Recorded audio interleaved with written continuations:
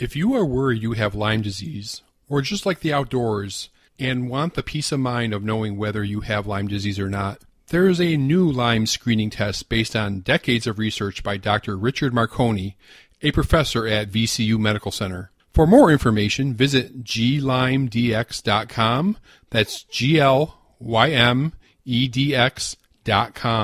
or email at info@glymedx.com. Infectious diseases, research, medicine, health. Welcome to Outbreak News Interviews. And now, broadcasting from the Outbreak News Skylar Studios in beautiful West Central Florida, here is your host, microbiologist and editor of OutbreakNewsToday.com, Robert Harriman. Well, hey everybody, this is Robert, and welcome to Outbreak News Interviews. Now, animal viral diseases and spillover to humans results in some of the most important and devastating infections and outbreaks known to mankind. Now, my guest today looks at a number of these zoonotic diseases with superb storytelling, interwoven with history, virology, and public health.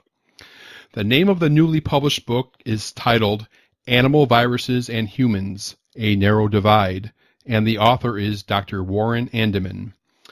In addition to authoring this book, Dr. Andiman is a professor emeritus of Pediatric Infectious Diseases and Public Health at the Yale Schools of Medicine and Public Health. Dr. Andiman, welcome to the show, sir. Oh, thanks for having me. You bet. Well, your book looks at diseases that many people are familiar with today, for example, Ebola and rabies, and others that haven't been seen in quite a while, like SARS. Dr. Andiman, can you give the audience a summary of your book and why you decided to write it? Sure. Well, the book is comprised of 10 chapters, 7 of which are each devoted to a single virus. One chapter actually deals with 2 that are very closely related. They're called Nipah Virus and Hendra viruses. All of the viruses are zoonotic viruses. That means they spread directly from animals to humans, and there are no insect or arthropod intermediaries. So I don't discuss diseases like yellow fever or Lyme disease or Zika, which have insect intermediaries like ticks or mosquitoes. Mm-hmm. As to why I decided to write it, looking back, I think I must have started to think about writing a book like this one when Ebola virus hit really hard and fast in 2013, 2014. Bats and apes were believed to play a role in the emergence of that particular Ebola outbreak. And that particular connection with apes in particular brought me back to the beginning of the AIDS pandemic. A lot of research eventually showed that HIV, the cause of AIDS, is also closely related genetically to simian and ape viruses. And then years after the beginning of the AIDS pandemic, as you mentioned, we started to hear about SARS. And then yearly we hear about swine flu and avian flu. So at that point, I think I knew I had to write this book. After all, I'm a pediatrician, I'm a physician. I'm also trained as a clinical virologist, and I'm a teacher. And my professional life has been so much shaped by my care of AIDS patients and my research work of the last 20 years or more have been devoted entirely to HIV and pediatric AIDS.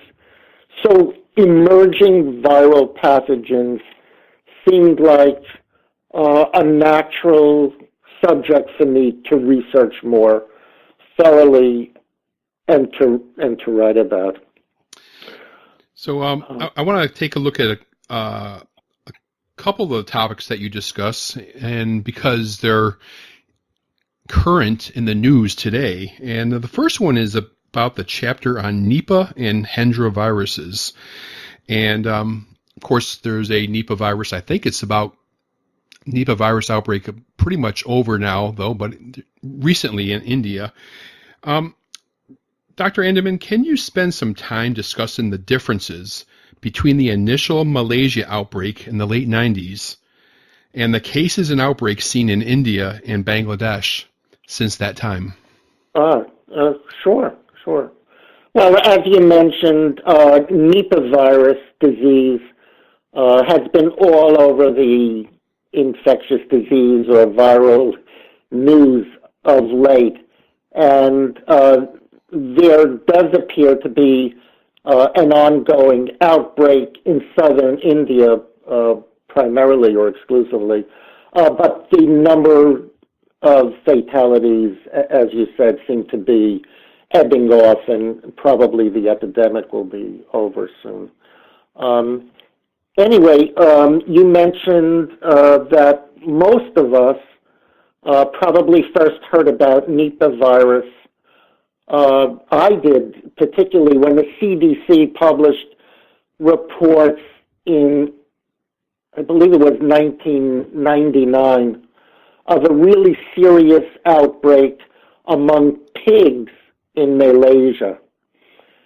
Public health officials in Malaysia quickly got to work and focused all their attention on culling pigs in 3 geographically connected states in Malaysia where the infection was most prevalent.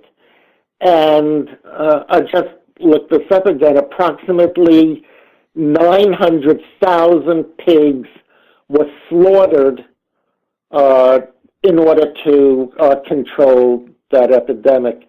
And the government also issued a ban on transporting pigs within the country.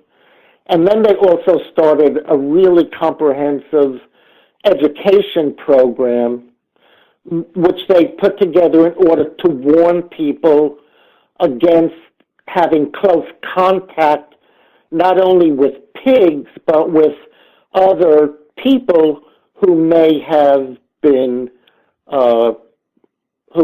infected. And they also spoke about using masks and gloves when they were available in order to try to control spread from person to person. Malaysia is a very wealthy country. It's certainly much more wealthy compared to Bangladesh.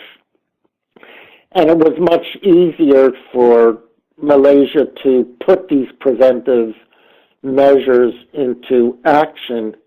As a matter of fact, in comparison to Bangladesh, there was no intra-hospital spread of the disease in Malaysia, whereas in Bangladesh there was. It's important, I think, to point out that the Nipah viruses from Malaysia and Bangladesh also are not identical genetically. Right. Some of the scientists that have thought about this think that those genetic differences may have conferred on the Bangladeshi strain a greater ability to spread from person to person, or may have also given the Bangladeshi strain the ability to attach to its target cells much more efficiently, and so would allow it to replicate more efficiently. So they're different genetically, and that probably accounts for at least some of the differences. Now, another virus that's in the news a lot today is Ebola. It's back, and we learned so much about this virus since the 2014-2016 outbreak. But there's one particular thing I was interested in. I would like to see if you could address this. I'd like to get your thoughts on why the Republic of the Congo has seen so many outbreaks. They account for about 9 of the 24 or so outbreaks since 1976. Any theory? I think that's a very complicated question that has a lot to do with genetics and ecology and environmental factors. Mm-hmm. To me, it's sort of like asking why corn grows so much better in Iowa and Indiana than in Texas and Louisiana. They're different places. Their ecological conditions are very, very different. And I think it's also likely, especially in Africa, that people in the Democratic Republic of Congo, the DRC, differ genetically, at least to some extent, from the people who live in West Africa, where the more recent outbreaks have occurred. Also, the virus strains may be different also. Viruses tend to evolve along with their human hosts, and so there may be genetic differences between the Ebola viruses that have caused outbreaks in the DRC compared to those that caused disease in West Africa. But I think perhaps the most important difference is that the DRC has been the center, not very recently, but recently enough, of a horrific civil war. Some people have actually called that civil war Africa's World War, because it drew in neighboring countries extensively, and numerous groups to this day are still fighting one another, especially in the east part of the DRC, and it's impossible to deploy workable public health activities when so much conflict is going on. Also, I don't know if your listening audience is aware of this, but it's also important. One question one might ask is why the most recent outbreak occurred in West Africa as compared to Central Africa. Well, it's important to remember that the 2013-16 epidemic in Guinea and in Sierra Leone and in Liberia and the Ivory Coast also occurred in countries that recently went through terrible civil wars that closed down roads and transportation means and hospitals and clinics, and you cannot easily do public health control to stop an epidemic when health supplies are used up, when the roads are not passable, etc. I think it's really important to understand the conditions under which some of these viruses spread. And one other thing to remind people is that the pandemic of influenza that occurred during 1918-19, which killed 15 million people worldwide, occurred during the First World War. It's a very, very similar circumstance. At a time when there were huge shifting populations, a lot of people crowded together on ships or in the war zone. And that's when these viruses spread, especially viruses that are spread by the respiratory route. where close contact is the best condition under which the virus is spread. And Ebola is like that too. It spreads by every possible means. So crowding and civil war and all those kinds of things really lay the groundwork for those kinds of zoonotic diseases. Okay, well, I'm speaking with Dr. Warren Andiman, author of the new book, Animal Viruses and Humans, A Narrow Divide. Dr. Andiman, when you were doing your research and your writing, did you come up with a favorite chapter in your book that you enjoyed the most putting together? Oh, yeah. No question about it. No question about it. My favorite chapter, the one that I really just adored, was the chapter on monkeypox. I wondered, as I began to think about monkeypox, I wondered how it was possible that a virus that is indigenous to Central Africa could possibly wind up infecting a little 3-year-old girl in Wisconsin, right, which is a little story that I talk about on my chapter on monkeypox.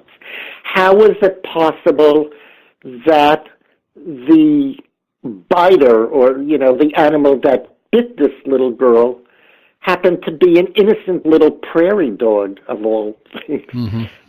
Beautiful little animals that we think about when we think about the Midwest.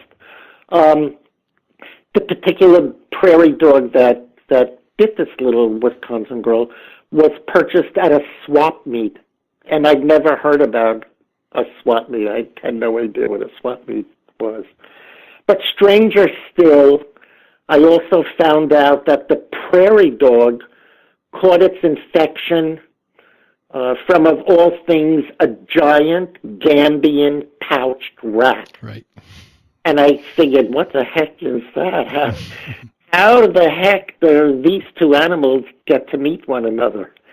And I wondered what importance was played by rodents that came from Ghana and Zaire to Wisconsin. How did that even happen?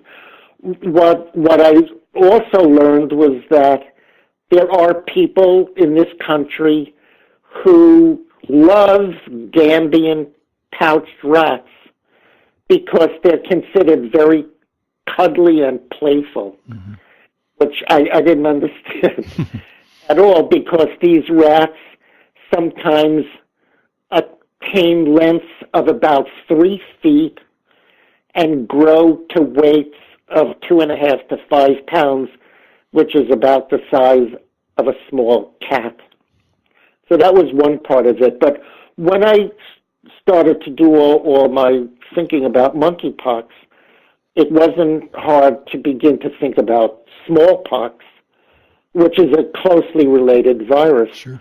And smallpox has such a storied history as a major killer of mankind going back thousands of years, actually to the time of the Egyptians, who probably represent some smallpox victims in their hieroglyphs. So I felt obliged to want to read about the history of smallpox, which led me to the historical library of the Yale School of Medicine. And Melissa Graff, who was the historian and curator of this particular book collection, presented me with 2 books dated 1798 and 1799, which were written by Edward Jenner, who's the renowned English physician who popularized the use of cowpox vaccine as a preventative for smallpox. So combing through those 2 books that were centuries old was just an extraordinary adventure for me. I never, ever had access to books that were that old and so important to the history of medicine. And the whole thing was a magical experience. So that's why I like the monkeypox chapter so much. It was just, it changed everything about the way I thought about the history of these diseases, the way that they can spread from one hemisphere to another hemisphere. Very good. Now, Dr. Andiman, the World Health Organization recently put out its list of blueprint priority diseases. Are you familiar with that? Yes, I recently received a list of those online. I was reading. And this includes a lot of the viruses that you speak about in the book. Is there one or two of these viruses that you're most concerned about, and why? Okay, I was actually surprised about some of the viruses on the list. The one that struck me first, or the one that occurred to me to be most concerned about, was actually Ebola and Marburg. I think I'm probably a believer in historical precedent. And all of us know now that Ebola in particular has proven to be a really serious disease that has the capacity to spread far beyond its initial setting. And that it's been doing that indiscriminately. It emerges and reemerges, certainly at least as far back as the 1970s, from what we're able to ascertain. And it keeps coming back, and it's back right now in Central Africa, in the Democratic Republic of Congo, where it always seems to arise.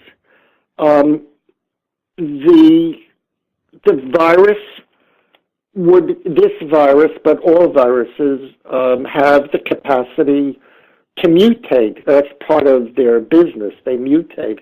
It's the RNA viruses.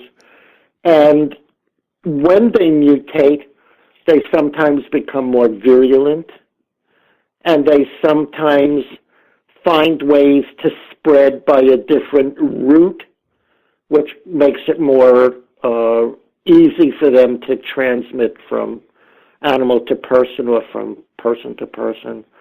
Also, why I worry about Ebola is that it is a disease that arises almost always on the African continent, where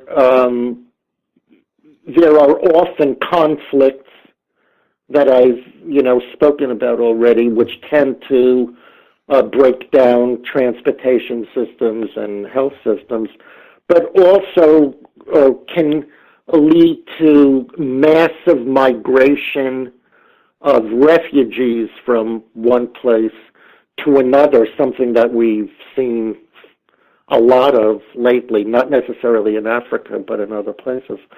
So I worry about Ebola just because it keeps coming back, and it keeps coming back. And the last outbreak in 2013-14 was very, very serious. It never really did. It did nothing in terms of spreading seriously into the Western Hemisphere, but it certainly could do that. And I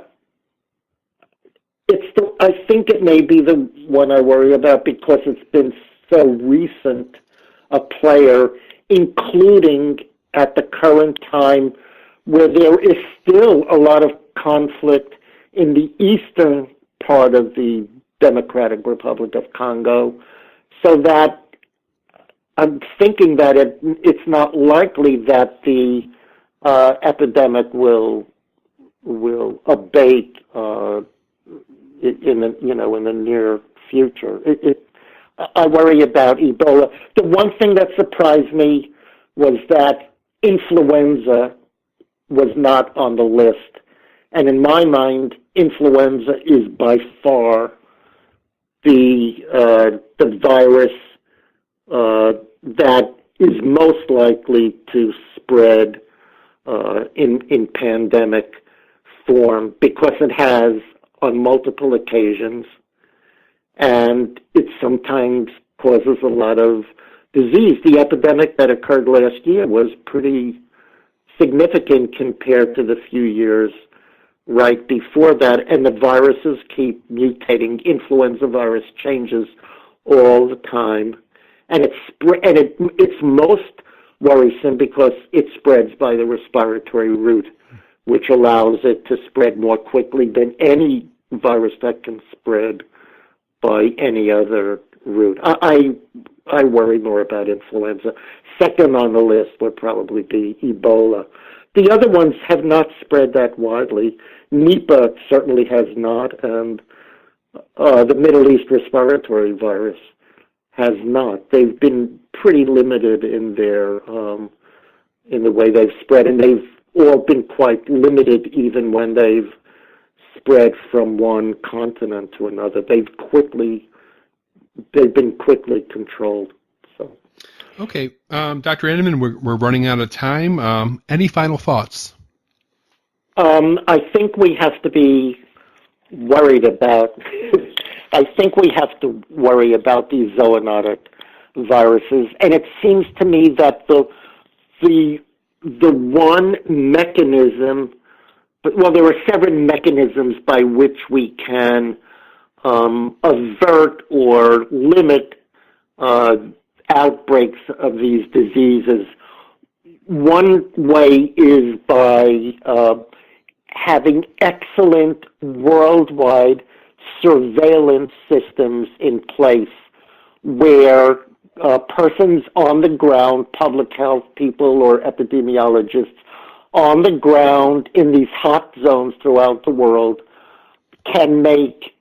are able to instantly recognize a new outbreak or an outbreak of a reemerging virus and quickly communicate that information to organizations throughout the world that can mount some kind of response that will put into place or increase the capacity of transportation systems, can quickly put into place supply routes for hospital supplies, clinic supplies, but also educators. I think educators are very important, and homegrown educators are particularly important. And I'm thinking about places like Africa where we do not want brain drains to continue. We want people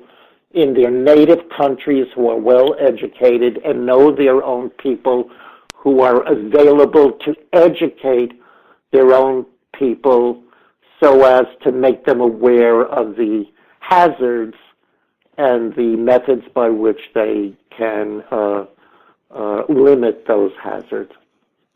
Very good. Well, again, the book is entitled Animal Viruses and Humans, A Narrow Divide by Dr. Warren Andiman, and I'll link to it on the website if listeners would like to check it out. It's a very interesting read. And I want to thank you, Dr. Warren Andiman, for your time and expertise, and congratulations on the new book. Well, thank you a lot for having me. This was an honor. I really appreciate getting the word. Thank you. Thank you, sir.